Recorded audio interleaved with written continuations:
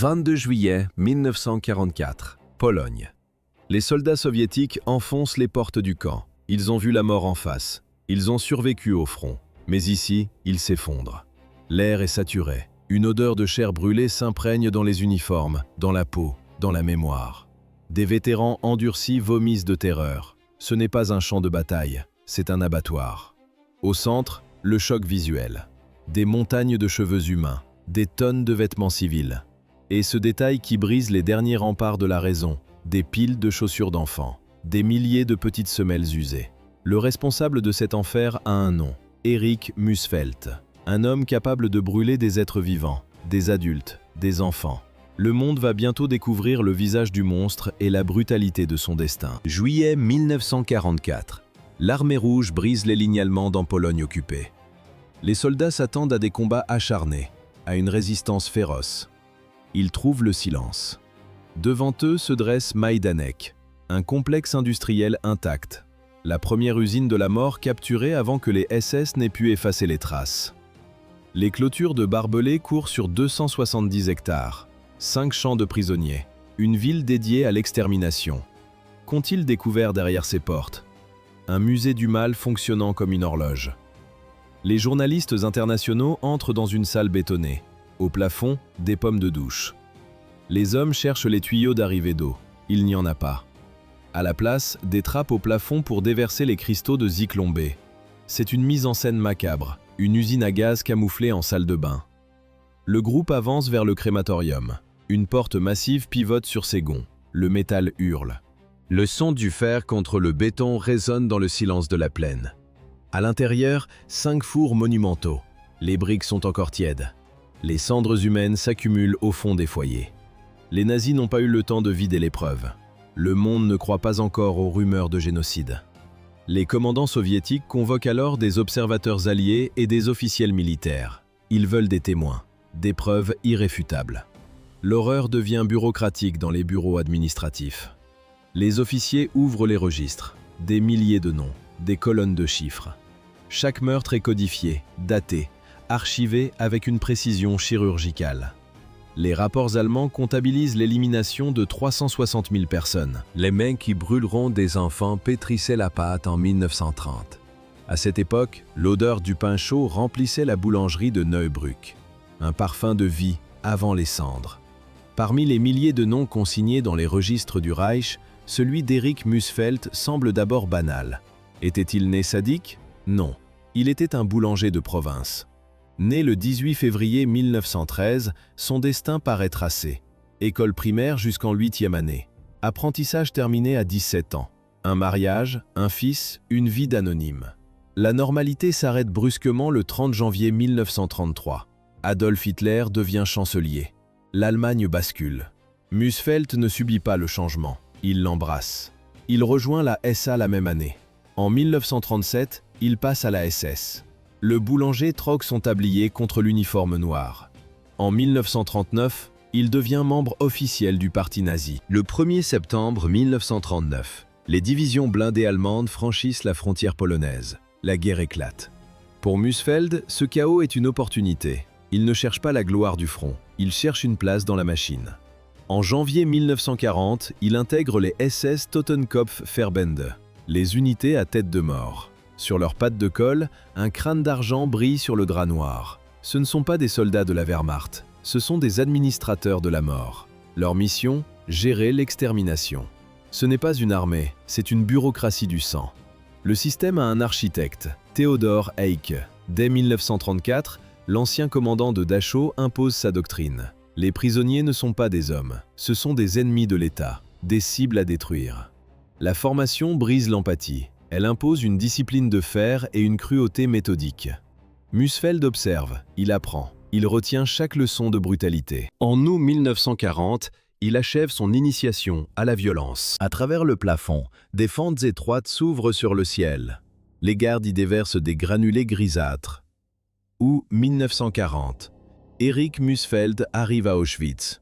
Il n'est pas là pour combattre, il est là pour apprendre. En tant que chef de bloc, il étudie la gestion des corps. Comment déplacer une foule? Comment extraire chaque goutte de sueur avant l'exécution? Le système récompense le zèle. La cruauté devient son levier de promotion. Auschwitz n'est qu'un terrain d'entraînement.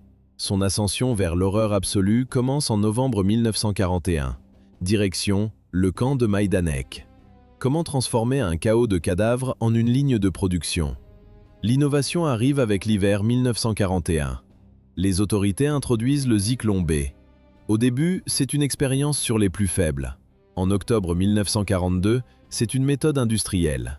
3 chambres à gaz fonctionnent désormais à plein régime. 2 d'entre elles ressemblent à des douches ordinaires. Musfeld soigne le décor. Les murs sentent encore la chaux fraîchement posée. Les prisonniers entrent nus. On leur promet de l'eau chaude. Les portes d'acier se scellent. Le silence dure 1 seconde. Puis, les granulés tombent par les ouvertures du toit. La mort survient en 15 ou 20 minutes d'agonie. Mais le gaz bureaucratique de Himmler ne suffisait plus. Il fallait du sang. Fin octobre 1943, les ordres tombent absurdes et précis. À Majdanek, Poniatowa et Travniki, les prisonniers juifs empoignent des pelles. Ils doivent creuser des tranchées longues et profondes. L'administration du camp parle de défense anti-aérienne. Les détenus, eux, regardent la terre et comprennent. Le massacre commence à l'aube du 3 novembre. C'est l'opération Erntefest, la fête des moissons. 43 000 personnes exécutées en 48 heures. 43 000. C'est la population d'une ville entière rayée de la carte en 2 jours.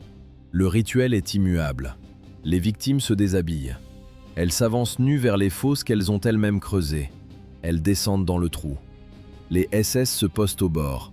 Les mitrailleuses hachent la chair. Les fusils finissent le travail. Un corps tombe sur un autre, puis un autre. Le son est un cauchemar calculé. Des haut-parleurs hurlent des valses et des marches militaires à plein volume. La musique classique et les chansons populaires couvrent les râles. Le rythme des fanfares cadence les rafales. Heinrich Himmler a exigé ce bain de sang après les révoltes des ghettos et des camps. Il veut l'ordre par le vide. Musfeld est là, au bord de la fosse. Il ne se contente pas de surveiller, il presse la détente. Les témoins décriront un homme transformé par la tuerie, porté par une énergie macabre. Il compte les cadavres avec l'enthousiasme d'un artisan devant une commande réussie.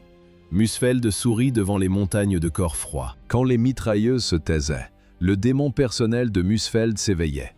L'extermination de masse ne lui suffisait plus. Il lui fallait une agonie sur mesure. Une odeur de schnapps rance flottait toujours autour de lui. L'alcool n'émoussait pas ses sens, il aiguisait sa cruauté. Qu'est-ce qui pouvait déclencher sa rage meurtrière? Une simple expression humaine. Un prisonnier sourit à un conducteur de charrette. Un instant de vie dans un océan de mort.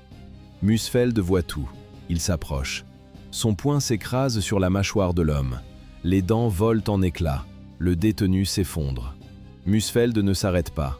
Il frappe les côtes, la colonne vertébrale, le crâne, méthodiquement.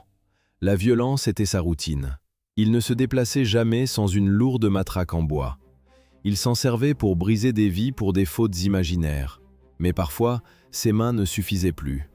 Un jour, il bat un homme jusqu'à l'inconscience. Le corps gît au sol. Musfeld ramasse un manche de pelle en bois.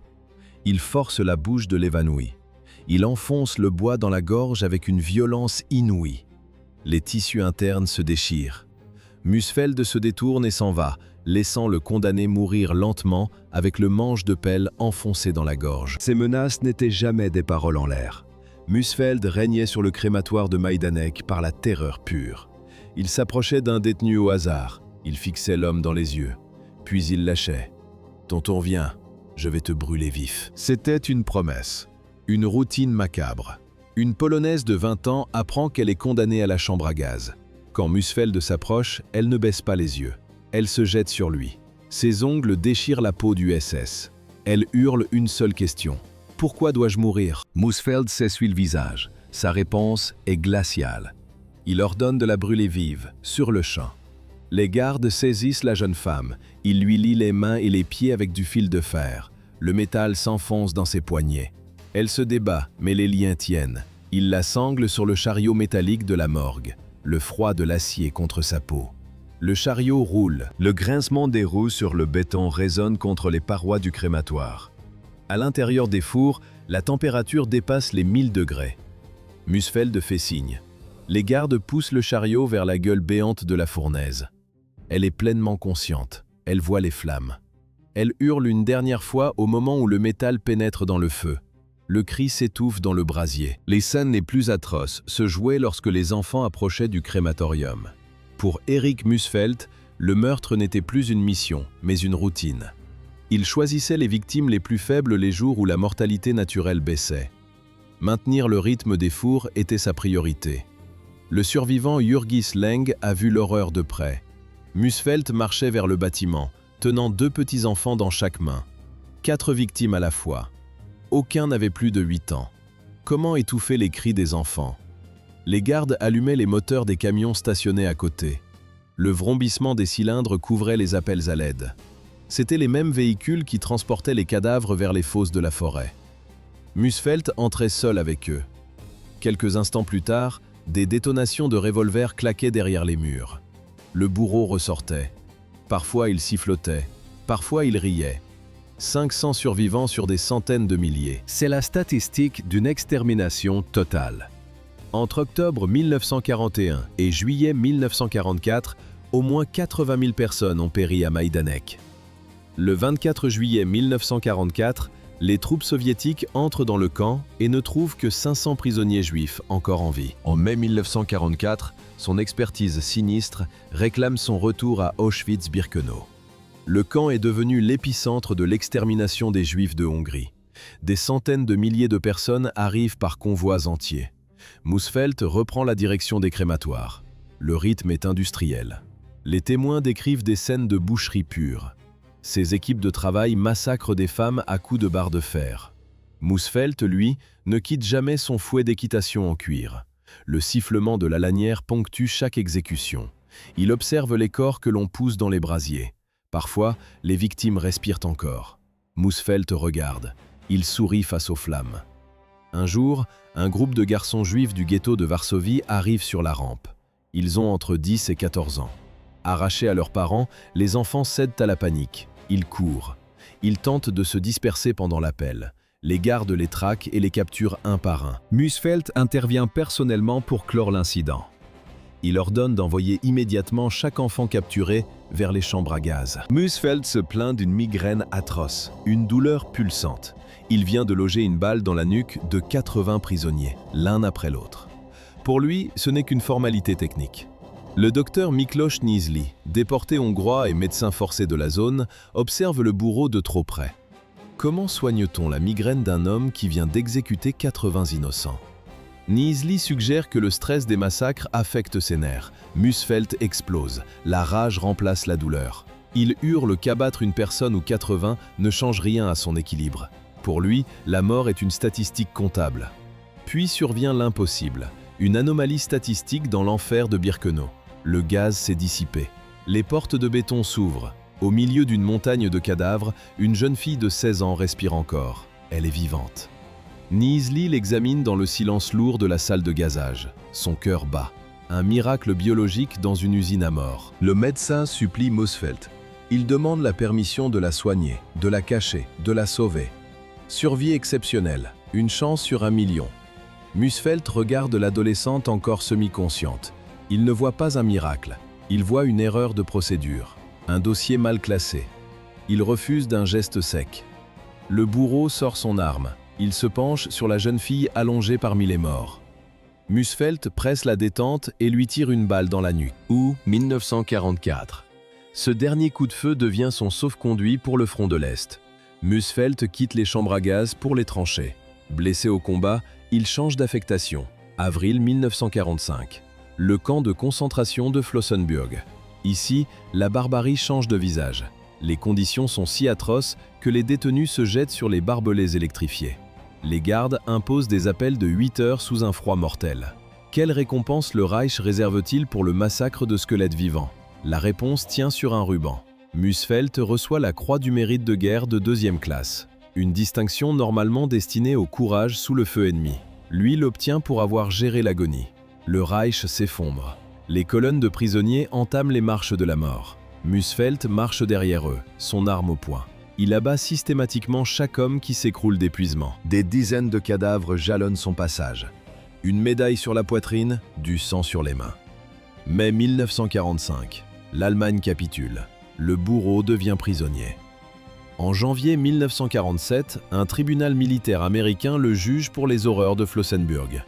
Le verdict tombe, prison à vie. Mais pour la Pologne, ce n'est pas assez. Varsovie exige son extradition pour les crimes commis à Birkenau. Les autorités américaines acceptent le transfert. Le tribunal polonais de Cracovie ne s'intéressait pas à ces médailles. Il ne voyait qu'un boucher. Le 24 novembre 1947, le tribunal suprême national ouvre le dossier Auschwitz. Le procès dure 1 mois. Des dizaines de survivants défilent à la barre. Musfeld ricanait autrefois face aux prisonniers politiques. Il leur disait que leurs propres bêtises les menaient au crématoire. Comprend-il, dans ces dernières minutes, la terreur dont il a nourri des milliers d'êtres humains? Le verdict tombe en décembre. Crime contre l'humanité. La sentence est la mort par pendaison. La mécanique du châtiment est primitive. 24 janvier 1948. Prison de Montelupich, Cracovie. Dans la salle d'exécution, aucun échafaud complexe. Des crochets métalliques sont scellés directement dans le béton du mur. Ce sont les mêmes crochets que Musfeld utilisait pour ses propres victimes. Les gardes le font monter sur un simple tabouret de bois. La corde est courte. Elle est fixée au crochet mural, juste au-dessus de sa tête. Un geste sec. Le tabouret bascule. La chute est trop faible pour briser les cervicales.